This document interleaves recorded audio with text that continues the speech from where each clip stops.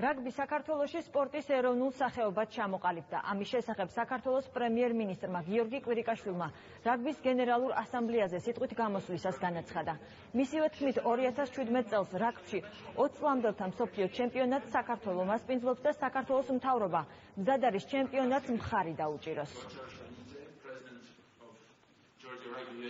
დარწმუნებული ვარ, რომ ამ ასამბლეის მიერ მიღებული გადაწყვეტილებები წაადგება რაგბის განვითარებას საერთაშორისო მასშტაბით. რაგბის აქვს უდიდესი მხარდაჭერა წლების განმავლობაში.